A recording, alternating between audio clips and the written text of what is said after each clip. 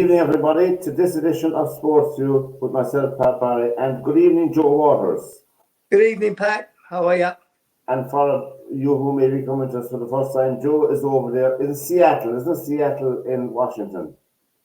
Correct. No, again. See, the brain isn't completely gone.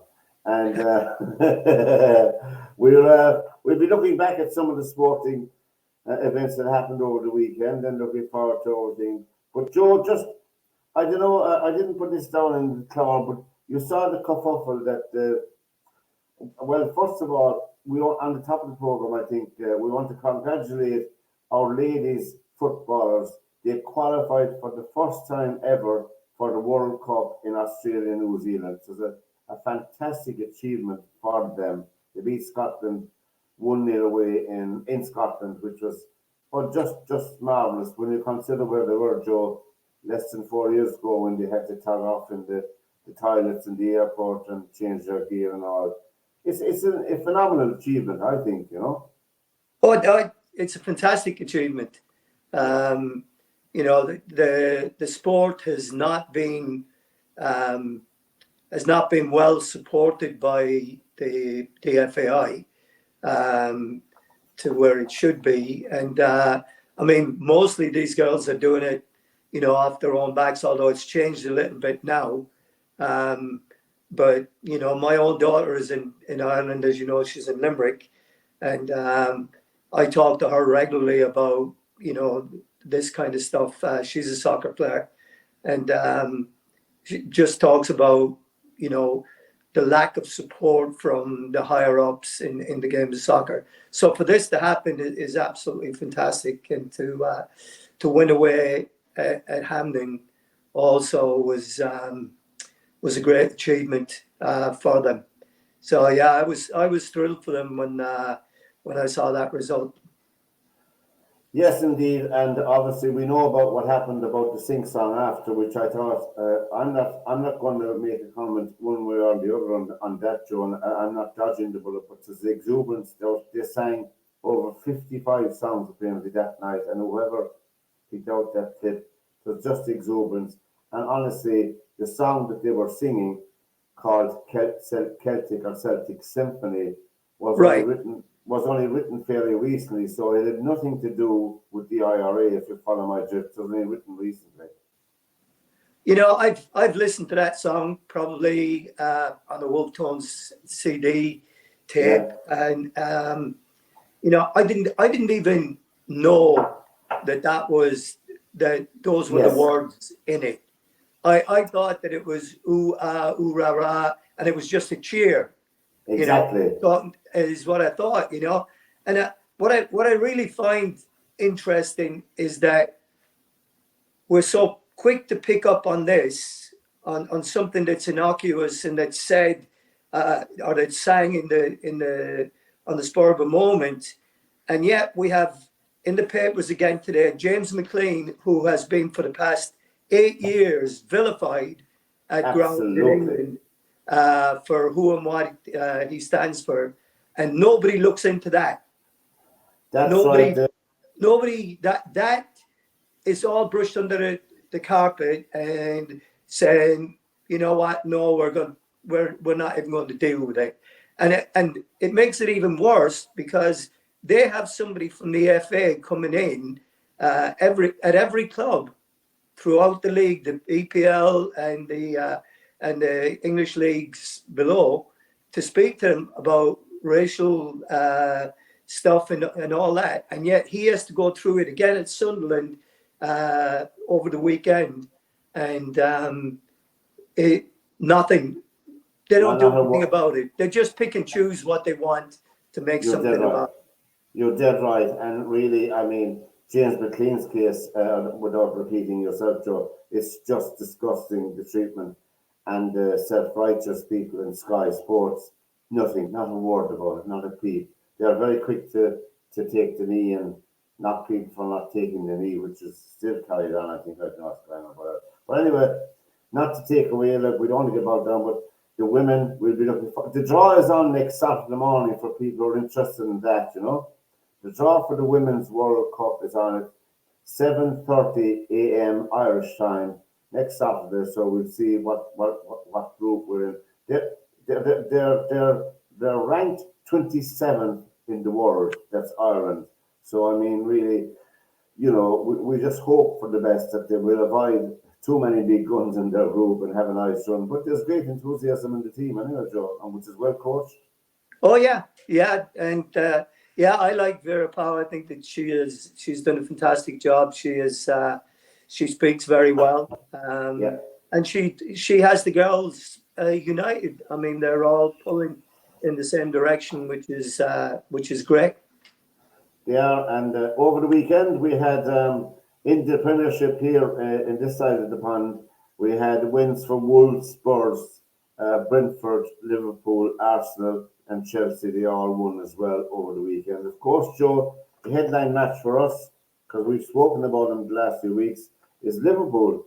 Liverpool, of course, they started off during the week, as you know, with that facile win over Rangers in the group stage of the European Cup, which was really, not a match really, But now I had feared for them against Man City. I must say, I said it last week. I didn't think, but they raised. It was a tough. Did you see the match at all? It was a tough game.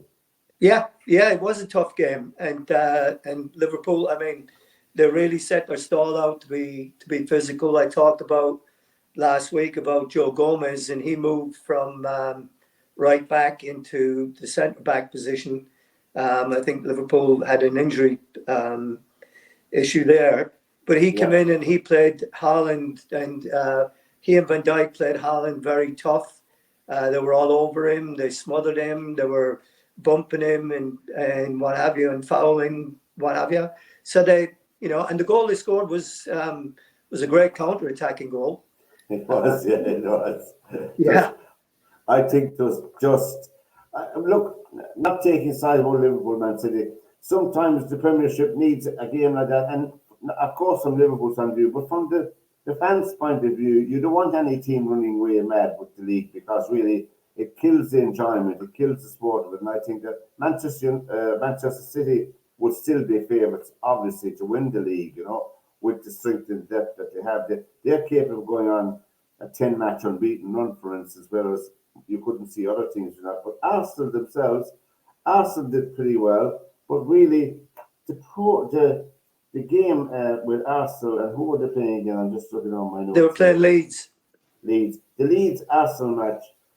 To me, we spoke about it, Joe, here on the program many times. We're sounding like with the VAR. The VAR is destroying the game of soccer. And if there was any game that illustrated that, was the Leeds Arsenal match. Did you see any of that? I did not see that one. Yeah. I read about it in the lead up to it, but VAR to me has been. It seems to me that it's just being applied differently in different places. In a couple of instances, yesterday's games that I watched, in the Man City score a goal and they have it pulled back for Haaland pulling on Fabinho's shot. Well, Haaland is on the dribble and Fabinho's come across and stepped across him, which is that a foul by obstructing him from getting after the ball? And he does this all the time. He steps across people and he turns them, and he gets away with it countless times. And then you see they pull it back, give the foul. Okay, fair enough. But then you look in other games where guys are getting their shirts pulled in the box, and they go down, and you have commentators there, or the color commentators going, "Oh, there's not enough in it for a penalty for me there." So is pulling the shirt in the middle of the field different than pulling the shirt in the box? Well, this is it. We were talking about that, Joe, there another night. Is a red card offence still a red card offence in the first minute of a game or in the 91st minute of a game? I mean, as you said, if it's a red card offence, it's a red card offence. If it's a penalty, it's a penalty. And really and truly, you're right. This is the inconsistency I think it's a coward's way out of it from the referee's point of view, going over to the screen. I mean, there was a blatant handball as well by an Arsenal defender, and they went to see it on VAR. It showed by Arsenal against Leeds. It showed the handball, and yes, there wasn't even. It was a stone cold penalty for Leeds. You know, Yeah. I know they got one and they missed one, but that's not the point. It's a stone, and they didn't give it. Yeah. I'm really at a loss, you know. But obviously, Spurs had a good win as well. Wolves had a win. Of course, I don't know really, and the other was draw. Man United's draw. You didn't see Man United playing? I did see that. Yeah, I saw a bit of it again. Controversy in that game, yeah. and I mean I don't know, but at what point is a free kick taken? You know, when Ronaldo steals the ball off the goalkeeper, the defender had already played the ball back to The keeper, and this important thing, not quite the referee had blown his whistle, which meant the ball was in play. yeah. The ball was in play. Ronaldo was entitled to play the ball, in my opinion, or any other player was. The fact that the goalkeeper didn't kick it had nothing to do with the rules of the game. Ronaldo was quite entitled, not because of him or anything. It was a legitimate goal. Ruled out. Yeah. Yeah, it's I mean I don't know. I mean I watched it again and it looked like he was. I mean he played the ball. Now whether it was his intent or not, I don't know. But if the referee has blown the whistle and you play the ball, then the ball is live. It's alive, and the ball is in play, as you know. You play the Yeah, game when when the referee blows the whistle, the game is on. The ball is in play, so that you know.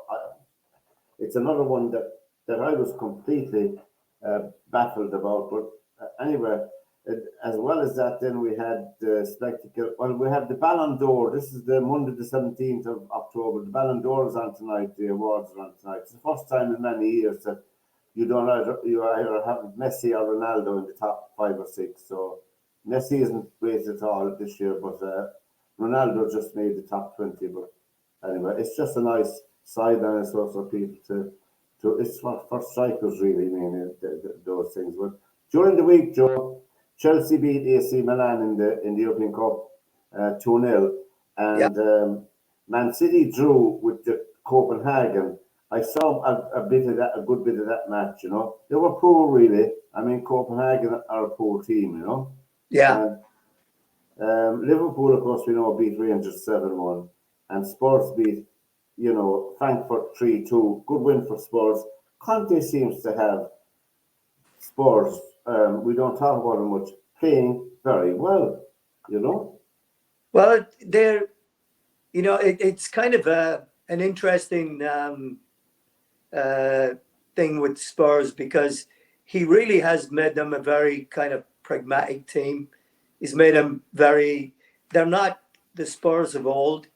Their fans quite honestly like to see playing open football, open attacking football. Yeah, They're very much, I mean that game they nearly threw that one out the window as well. They nearly let it slip in the last few minutes. they So, did. They did. but I mean it's always good to see another team come up and challenge the status quo. But it's interesting what you talked about there earlier. At this point last year, Liverpool were several points behind Man City as well. I think after they had the 2-2 draw at at Man City, and it Yeah, looked like that City were going to run away from it, and then Liverpool slowly reeled them in and reeled them in. I don't think that's going to happen this year because I don't think that, like we talked about last week, I think that Liverpool need a refresh. They need 3 or 4, maybe 5 new players to come in they because do. the effort that they've put in for the last few years since Klopp has been there. I mean, it has been relentless, the work Yeah. that they've done. Oh, it has. You know, and it's bound to wear on you after a while. And if you're not constantly bringing in new players to re-energize with the within the system, then you're eventually going to run out of legs to do it. And I think that I'm reading in the paper this morning that they're saying that there's probably going to be 3 or 4 new midfield players coming in there next year, is what they're looking for. Which is needed. You know, it is needed. And the points you make are well made, because Man City can put on 5 or 6 players in rotation, and it doesn't upset the team all that much to balance out the team. But as you said, the Liverpool first team, the first 11 or 12, 13 players, after that, you're hard pressed to bring on dynamic, energetic players into the team. You know, I mean, you look at James Milner. With all due respect to James Milner, he's still a fine player, but really, he's not going to give you that drive and energy that you need on your team. You know, when you bring him on. No, and I mean that actually the role that Jurgen Klopp had in play yesterday would be perfectly suited to him playing right back. Because he has played there before. He's played in those positions before, and he doesn't have to get up and down the field that much. And he doesn't. He is a very good, tenacious one-on-one player. He'll never let you down. He'll never let you down, Jason. Yeah, absolutely. So that was a good move for them to be able to make, to move Gomez into the middle and put James Milner at right back. But you know, you're not going to be able to make those moves all the time. And in big games, you know, like you were saying there, James Milner is at the stage now where his games have got to be managed for him. Yeah. And what he probably won't play in some of the big games. And also, I think obviously with Man City, Arsenal, and Man City, Arsenal, and Chelsea, I would say they'll be in the top 3, whatever order, I don't know what order, but I think the top 4 is going to the 4th place between Man United and Liverpool and Spurs, you know, and maybe one or 2 breaking out of the pack. It's Newcastle, I dare say, Newcastle will be. I think we'll have a say in the top 4 as well, you know. But I think it's going to be very competitive, because for the first time, there's about 7 or 8 teams who will finish in the top 4. Whereas before you could name them out in the beginning of the season. It was, I mean, you could name the top 3, you know, right off the top of your head, and then you're searching around for the 4th one, you know, who's going to do it. And of course, Arsenal had been spoken about so many times. They flattered to deceive a little bit. Yes, absolutely. And what have you. And you know what Chris said a little bit last week speaks to a lot of it, because once they decided to leave Highbury and build the Emirates, all their money was invested in the ground. You know, that's what they were trying to do. And they never really, I mean, they were very happy being in the top 4, and Arsene Wenger did a fantastic job to keep them in the top 4 to qualify for Europe in all that time. But then they never really upped the ante in terms of signing top players again to make it a challenge again. Now it looks like they've started spending money, and they're seeing the benefits of it. Be interested to see what happens when they have a couple of poor results. I mean, right now they're flying, and they're a fun team to watch. They seem to be getting the breaks when they need them. I think they were very, very. I mean, they're a talented team. I'm not having sour grapes over Arsenal, but I think that match against Leeds was farcical soccer-wise over the weekend, and Leeds are very unlucky not to get something out of the match. You know, through no fault of their own. But over in Spain, Real Madrid beat Barcelona in the El Clasico, as they say, which was fantastic. They beat them 3-1. in El Clasico. It had bearings on the top of the table as well then, because as a result of that match, Real Madrid are tops with 25 points and Barcelona are in second place with 22. So that made a difference at the top to the thing. So the rest of the teams are struggling a bit behind them. And in Germany, Bayern Munich beat Freiburg 4-0, so they're flying high in Germany. And in Serie A, I was watching my old team I used to follow when the great Totti was playing with Roma. Roma won tonight before we came on the air 2-1, so there you go, another one for Roma. But Napoli are top of the league in Serie A with 26 points. Atalanta 24, AC Milan 23, and Lazio 21. Roma now, I think, are after jumping above Lazio, so in fourth place. So there you go. Anyway, just on the soccer, so we're talking about soccer, and also in the weekend, your own team, Joe, had a nice win over Stockport County, Grimsby. Over Yes, the they did. weekend. Yeah. Yeah. Stockport was never a good ground for us to go to. I don't have too many happy, although I played there, I think, a couple of times, but I don't have too many happy memories of it. They seem to be doing really well at home, away from home. Sorry, they've had some great results away from home. They just need to get their home form sorted out and start picking up points there. I think they're up to 11th right now. So they're in a place where if they keep their form up away from home and start picking up wins at home, then they could be in the mix for it. Well, the top 12 teams, excluding the top three, the next 9 teams down, I was looking at the table in League Two. They're well there. They're well there because it's the playoffs as well within their grasp. Anyway, you never know. To be grateful to see them sneaking into the top 3, but you don't know these things, like get a bit of form, They're all Right. very even. And their best player actually at the moment, John McAtee, is out injured. Yeah. They actually had sold him to Luton for $1 million. Oh.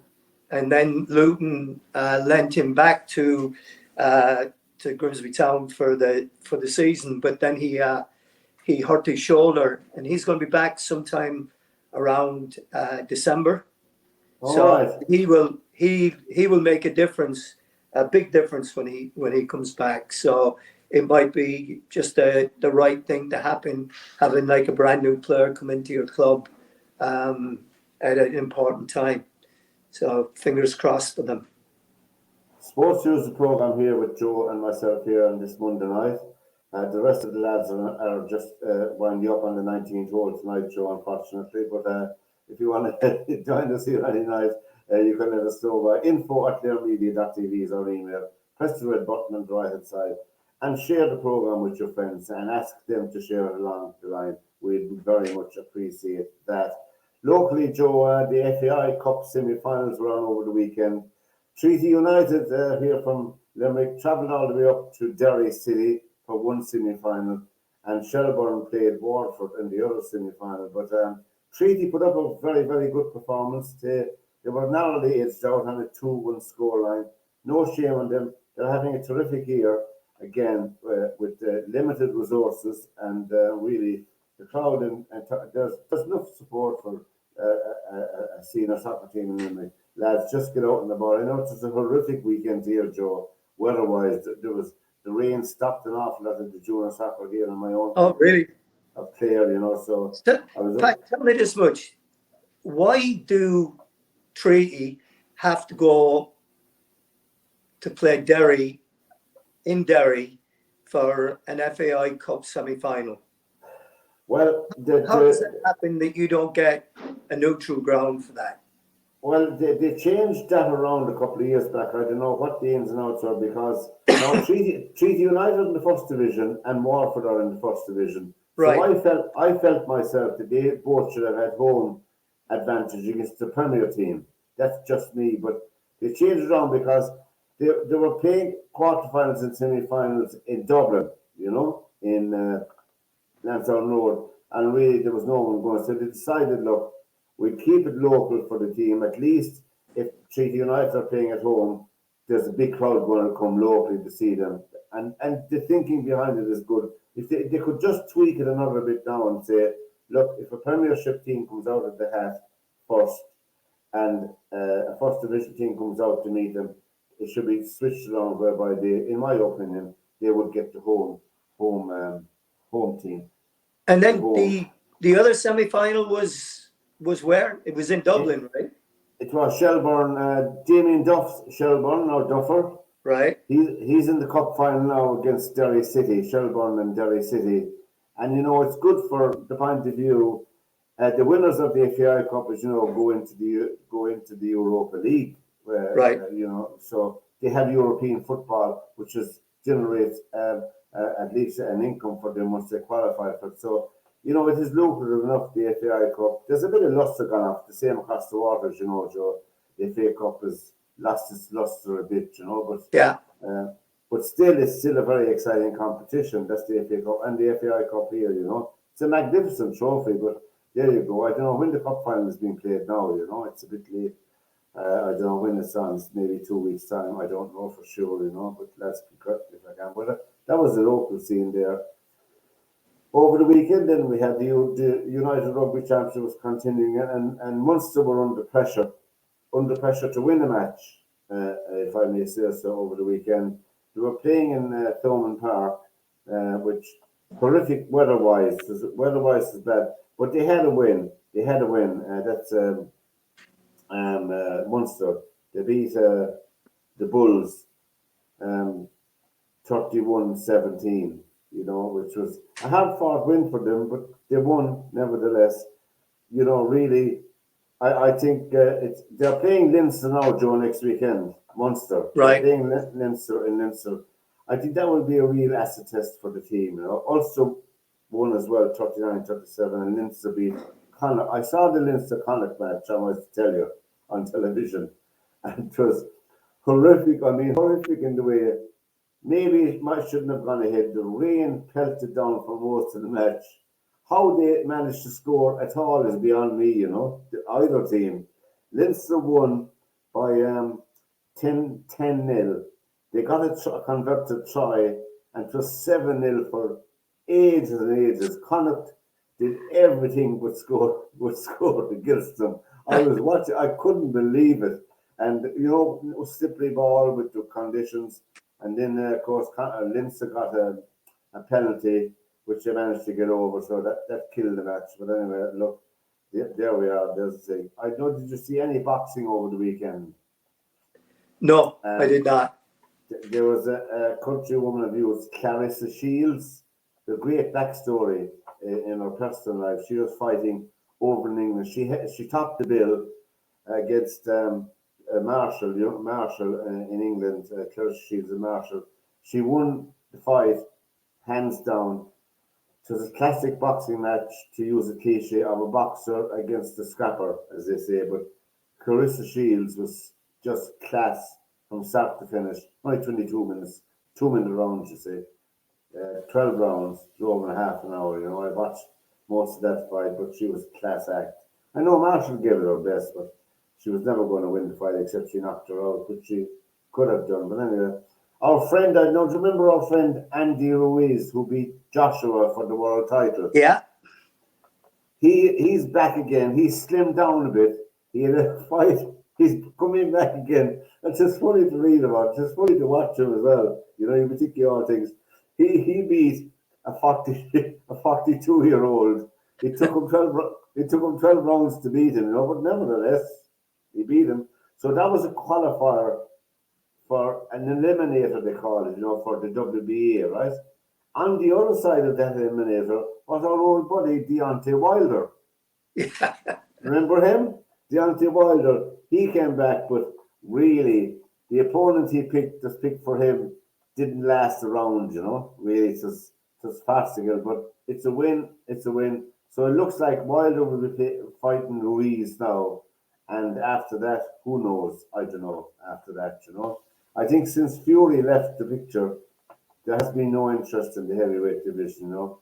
It's probably at its lowest and its worst in my lifetime. I know about you, since all those great guys like Fraser and just like it's worse, like Federer and Murray and Nadal and all of them in tennis. They're all along together and they're all gone away now.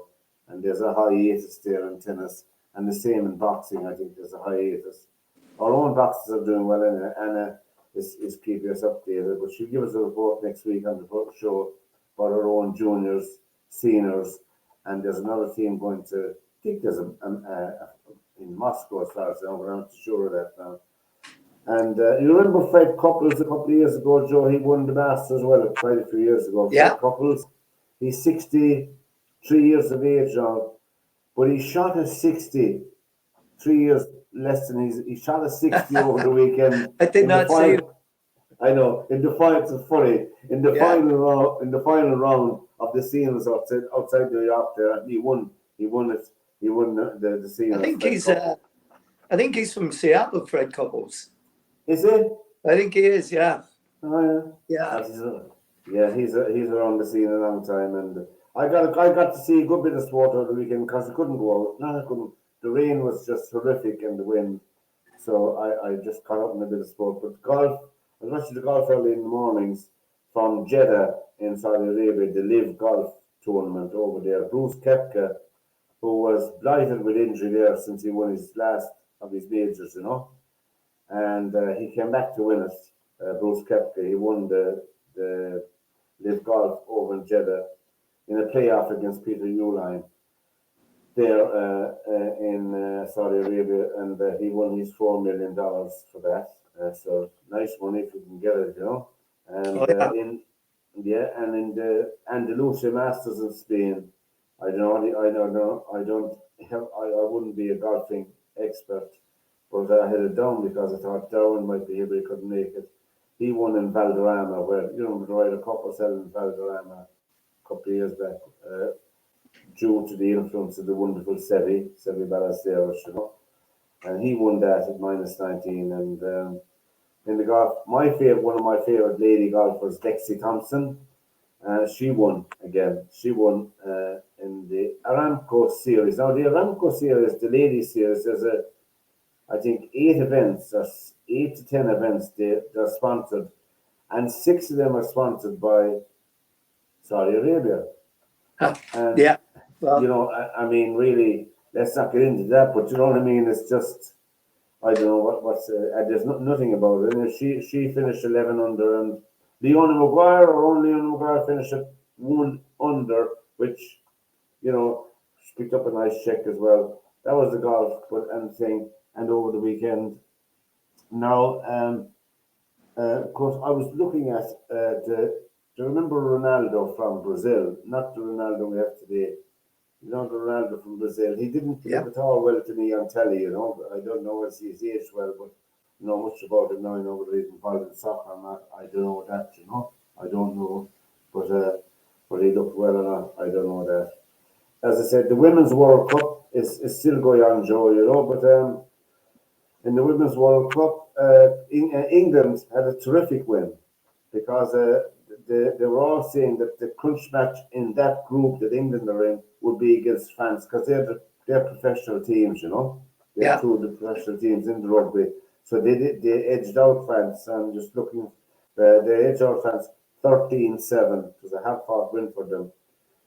But the surprise in that group was Fiji. They beat South Africa.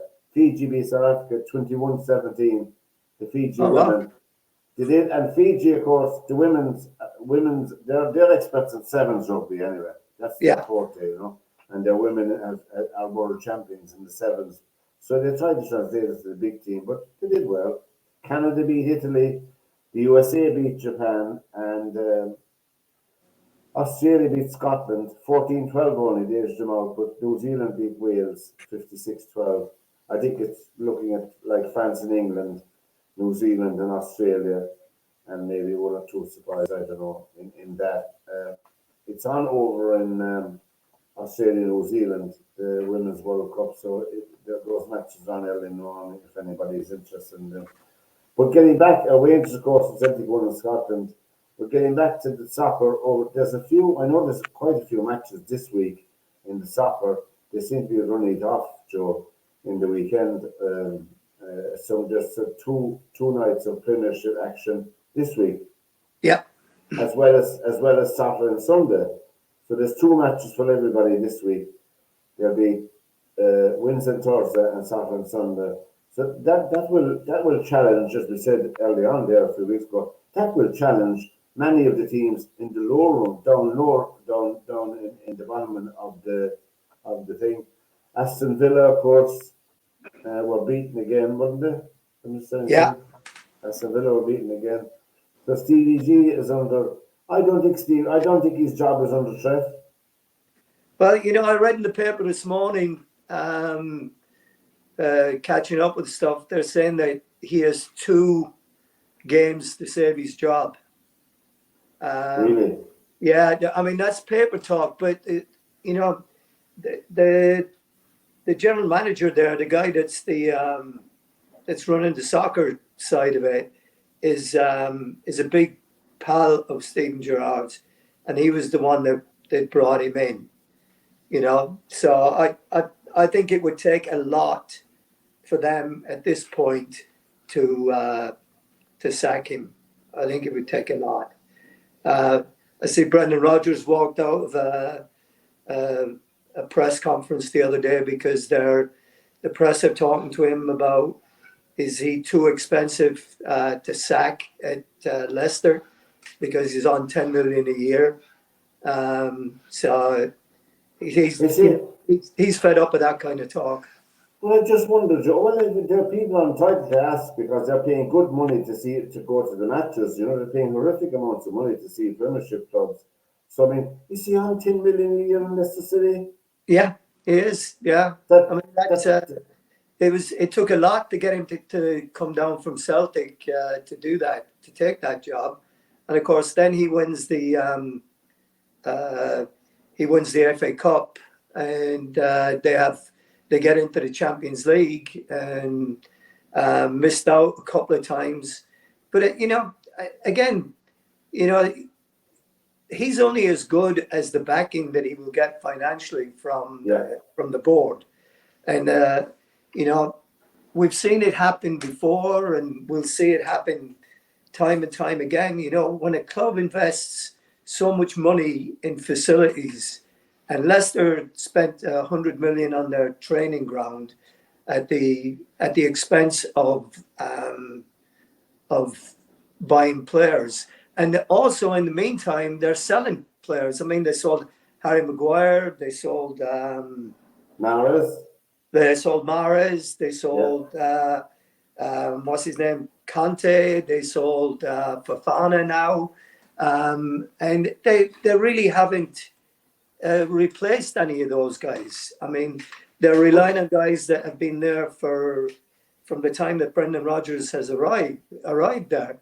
So again, Leicester is a club that again is crying out for just it needs to be a refit on that one. They need to get some players out and some new ones in. I watched them in the game against Bournemouth last week, and to be honest, I looked at Harvey Barnes, who was tearing things up not so long ago. Didn't have a great game. They have a young midfield player that's a local kid that lost the ball on the halfway line for one of the goals. Didn't have a good game, and I think James Justin struggled as well. I don't think that the squad is really up to the standard that it was prior, when they were challenging for the top 4, as it were. So that needs something to happen there, I think. So it's just going to be interesting to see what's going to go on. I mean, we have Nottingham Forest, who haven't won a game yet, lost again at the weekend, I think, and they're of course the knives are going to be out for Steve Cooper, but I mean the guy did an absolutely fantastic job to get them into the Premiership. The club came out recently and extended his contract for 2 more years. Yeah. Yeah, so that's and that should stop that. Look, what are they going to do? I mean, by the way, lads, Joe Wallace is with me here on the program. If you want to see some terrific goals, a bit of nostalgia, you can Google Joe Wallace Leicester City FA Cup, and I'll tell you, you'll have back to the mud up to your knees. Days. It's a great time. Did they have safety back then? When the two boots you were wearing by the end of the match were like two pieces of lead on the end of your feet. You know, it's Yeah, unbelievable. no, Yeah. that's something we don't hear about anymore. No. When we talk about teams and football teams, well, they play great football while the weather is good, but once the bad weather comes and the pitches get heavy, the Yeah. pitches don't get heavy anymore. No, they don't. They don't. They're And you like mentioned, carpets whenever you play on them.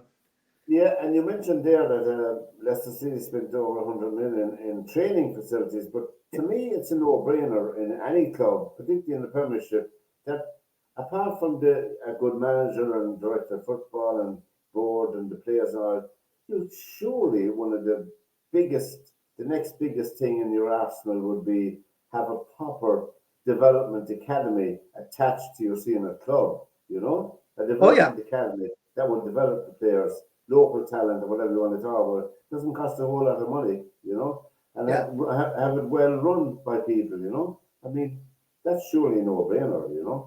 yeah, yeah, And it'll cut down in the long run of. I'm not saying you shouldn't go to abroad for the marketplace and buy a strike and all that. I'm just saying that you can find an awful lot of gems locally if you put the time and effort into it. I don't know.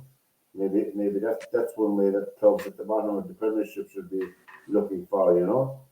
And as you said, I don't think Stephen Gerrard's job is under threat either. Whether they stay up or not, I don't know. It's not all down to the manager. I'm not taking the side of Stephen Gerrard because I like him. I'm saying it cannot be down to the manager. That's desperately unfair, in my book. yeah. I mean, the manager doesn't playing games, but it's an interesting point that you bring up there about academies and what have you. We've got the baseball playoffs going on Yes. over here in the US right now, and the Seattle Mariners qualified for the playoffs for the first time in 20 odd years. It was Go. longest. It was the longest Yeah. playoff drought in the history of the The playoff. what do you call them? The Seattle Mariners? Yeah, Seattle Mariners. Yeah, Mm-hmm. and they drew Houston, and they played 2 games in Houston and lost, and then they came back up here to Seattle to play. They had the biggest crowd of any sports game over the weekend Go ahead. in Seattle. Yeah, the Go game ahead. went to 15 innings. Go ahead. Go on. 15 innings, and Jesus. my son-in-law was telling me last night that some of his friends, they bought a luxury box for the game, and they paid $500 each for it. And I think that there was 10 or 12 of them that were in the group. May have even been more. And it's hosted. You get food and stuff like that there. But in a baseball game, just like football, I think football cuts off beer service at the end of the third quarter.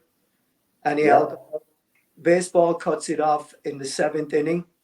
So they went a whole other game after paying $500 each without being able to have a beer. So They that were gutted. But talking about baseball and what have you, in this yeah. country, baseball has farm teams, and you have the major leagues, and then you have AAA, AA, and you have single A teams that play in leagues all over the country, and they're in different parts of the country, and they play locally. We have one here which is called the Tacoma Rainiers. They play just up the street from us here, and they're Seattle's farm team from that. But All right. but including that, all these guys have academies in South America. like in Puerto Rico and places like that. Traditional Where, baseball places, yeah. and every club in baseball has it, not just one Would they have club. it? Would they have it in Cuba? Cuba has a few baseball Yeah, players. yeah. I mean, they're the different clubs have them in different areas, um, in different countries, and they have them, and they have all their coaches there. They have coaches that go down there and work with players, and then I mean, you'll see a lot of South Americans, Puerto Yeah, Ricans, you do. all those playing in the major leagues. So it's a. I mean, baseball from that standpoint is on its own is absolutely huge in terms of what the amount of So, talent that they're looking at. and baseball would be bigger than American football, would it? Well, it's still called America's pastime, you know. Oh, by the way, how did Seattle? Did they turn They over they ended Houston? up losing 1-0 in the 15th inning. Oh, oh Yeah. God! So, Oh but God! it So was that's the best of five, is it? yes, it was the best of five. Yeah, for that round. Then next round, I think, is the best of seven. So, so it goes like that. But if the Mariners had won on Saturday, then the Seahawks would have had to have a later kickoff for American football because there's a city ordinance that you can't have two major sporting events running at the same time. Yeah, yeah, I can So see why that would baseball be. would have got the preferential because it was in the playoffs, and the Yeah, Seahawks would have been pushed back. and this is the culmination now in America of the baseball season. It's season Yes, it end. is. So, and the season won't start again, I presume, till after the spring sometime. It'll start. What they have is, and every club again has a facility in either Florida or Arizona or somewhere Yeah, like that, somewhere where it's hot, and they'll go down there for spring training, and all right. people will take their vacation to go down and watch the team's spring training, and they play leagues down there, and it's where they play a lot of their younger players to get a look at them and what have you. Yeah, that's So well. so yeah, it's a huge thing. It's people go down there every year for spring training. But and it's yeah. it seems to be very well organized as well. Oh yeah. Of course, it's well, and that's now the soccer season is winding down as well, Joe. In America, we might Yes, that's coming to the end as well now. Yeah. we might have a look at that next Monday night. I'll get my notes together for that and see who's up and who's down and who's moving, who's shaky. I Yeah. mean, our own what's his name, Rooney. Rooney was managing DC. Right. DC Washington, so he's their season is over. 31 or 32 games have played or something like Right. that. We'll go through that next weekend for our viewers just to wind up to the soccer. But the baseball is still number one, and American football is they have about 5 or 6 or 7 games in now in Right. American football. We might devote another program to that coming up to Christmas before we when there's a couple of more, when the picture becomes clearer, and our friend, what's his name, Tom Brady, is still going. Tom is still going, but he's having a rough year. Yeah. Yeah. He's having some personal problems as well. He and his wife are going through a divorce, Right. which doesn't help in any way, shape, or form. But that one, yeah. Tampa Bay They have I presume they have a family as well. I didn't know. Yes, I think they have 3 or 4 children. Yeah, they do. So it's that'll be tough now. Yeah, he's struggling. I think that this is going to be his last year. I just saw the other day. I don't know if you're aware of it, but there's a sport out there called pickleball. Yeah, I heard of it. You've heard of it? Well, that sport was invented here in the Northwest. It was invented, I think, on Vashon Island. Oh, yeah? Yeah. So by I think, a retired school teacher, health PE teacher, and it's hugely popular here. Well, now they've got a professional league for it. Go ahead. Yeah, and Tom Brady just invested in a franchise for it. He owns that, and he's having a big tournament, pickleball tournament, and I forget exactly where it's going to be, but you have all these big stars, football, basketball, baseball, actors, singers, all these entertainers are going to be coming and playing in this tournament. So for the kickoff, so it's going to be really interesting. It's one of the fastest growing sports in the country because it is so easy for everybody to play. So I don't know the ins and outs of pickleball. It's pretty much, it's played just about on a half a tennis court size field, or court, if you like. Yeah. And, you can play singles or doubles. Mostly it's played doubles, and pretty much the same rules as tennis or table tennis, any of those. But it's played with a ball that has got holes in it. So it's a hollow ball, plastic, and it's got holes in it, and it's a real interesting game to play, and it's taken off. I mean, every school in the state of Washington, certainly every school plays it, it's gone beyond that. Yeah. I must look that up tonight now, and for our viewers as well, must look up pickleball. There'd be examples of it online anyway, Joe, I presume, you know? Yeah. Yeah. Well, because we learn, I suppose tonight you learn something every night, you know? Pickleball. Yeah. Pickleball. SportsView might sponsor a pickleball team in the school, your local school. There you go. You know, if they want to learn media. We'll be forced into the pickleball arena.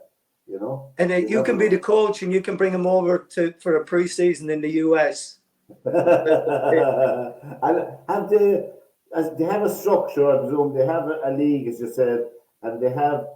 Can it be played indoors and outdoors? So that's the beauty of it. Yes, yeah. Like I said, my wife Sue is a PE teacher, and they mark out pickleball courts in their parking lot, in the teacher parking lot. Yeah. And in the good weather, they go outside and play out there when it's dry. So yeah. And I mean, people play. I mean, you go along and you watch people playing there on tennis courts, and they'll just use the two front halves of the tennis court. My God. Yeah. Well, so it's been fantastic, Joe. Another Monday night, lads, here on SportsView with Joe Waters and myself. Pickleball is that's, you know, as I said, that's my ignorance cleared up now. Another sport for maybe someone of my age can take up, you know. Once the bones aren't creaking too much, you know, and once the knees are all in the same shape in the same place. Well, that's good, Joe. It's been another terrific night, Joe, and I appreciate your time again on the program. So until we meet again next Monday night, from Joe Waters and myself, and all of the pickleball community, if you're watching out there, good night, Joe, and take care, and God bless. Good night, Pat. Take care. Bye bye.